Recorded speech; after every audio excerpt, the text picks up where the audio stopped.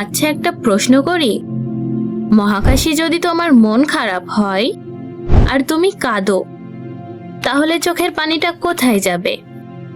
পৃথিবীতে তো পানি নিচে পড়ে যায়, কিন্তু মহাকাশে তো গ্র্যাভিটি নাই।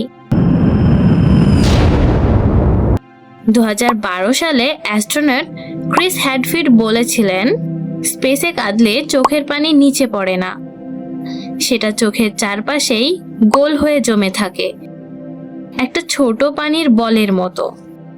যদি না মোছো, সেটা ধীরে ধীরে বড় হয়ে নাকের ভিতরেও চলে যেতে পারে, কারণ স্পেসে গ্র্যাভিটি নাই। পৃথিবীতে পানি পড়ে গ্র্যাভিটির জন্য, কিন্তু স্পেসে পানির নিজের সারফেস টেনশন কাজ করে। পানির অণুগুলো একে অপরকে আঁকড়ে ধরে গোল হয়ে থাকে, ঠিক যেন ভাসমান জলের বুদবুদ। মজার না? ছোট জিনিসও স্পেসে গিয়ে বদলে যায়। আচ্ছা, স্পেসে হাসি দিলে কি হবে বলে মনে হয়? কমেন্টে লিখো।